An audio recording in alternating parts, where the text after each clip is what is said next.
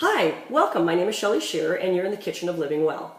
I'm going to be doing a series of video blogs on carbohydrate eating, and today we're going to cover gluten-free eating. Now, I'm quite experienced in this because I am a celiac and have eaten this way for 25 years. And so I've done everything from the, what used to be the cardboard bread in the health food store to the beautiful baked goods that are available today in almost any major health food or grocery store that's in North America.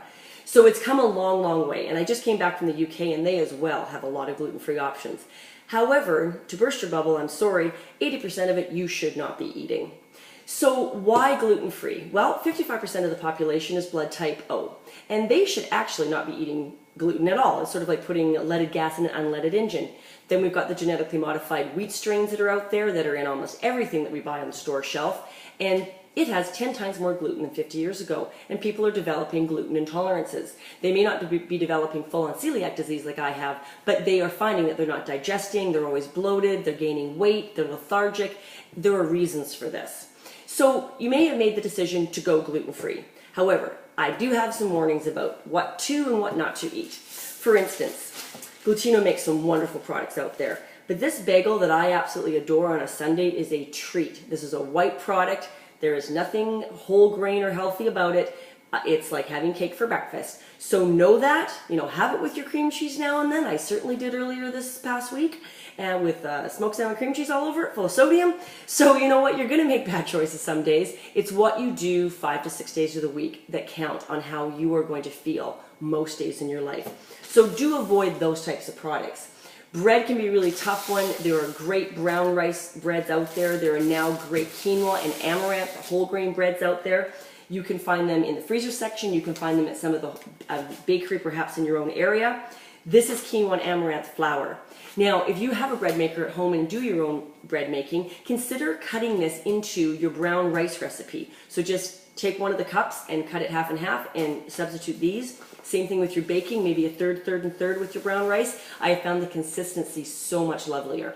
Brown rice can have a slightly bitter taste to it, and if it's a very delicate baking, people notice it right away. They know the cookies are different. But I've been finding, especially with my ginger snaps and my bread, people haven't noticed.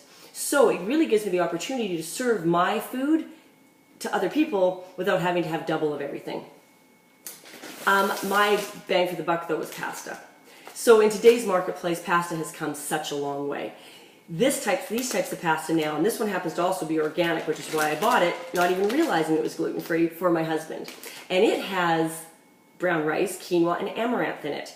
This, again, combination is what got me playing with my bread maker, makes a wonderful pasta that tastes like regular pasta. So I'm not having to keep 3 types of pasta in the house anymore, and it reheats the next day. Straight brown rice pasta, corn pasta, white rice pasta, they're awful the next day. Just FYI, do not cook large quantities of them because you will not want to heat them up the next day. And those are pastas that you should be avoiding as well. Anything on the label that says corn, white rice, and now in your baked goods, I want you to watch for tapioca starch, potato starches, anything with the word starch.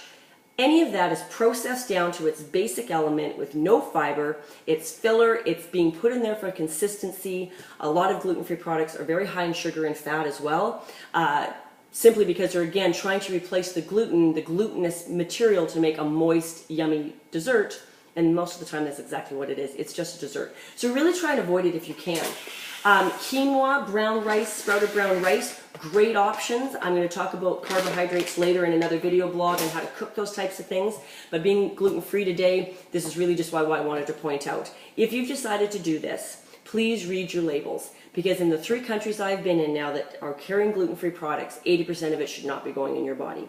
A lot of it is full of preservatives because these things do not last as long on the store shelf. They're full of starch and they're full of white products. So if you truly do want to be healthier, please don't substitute health for unhealth just by removing gluten out of your diet, because you could quickly become a white product eater all over again. So if you've gone whole grain and you've gone healthier and you're making better choices, be very careful what you're putting in your body when it comes to gluten-free.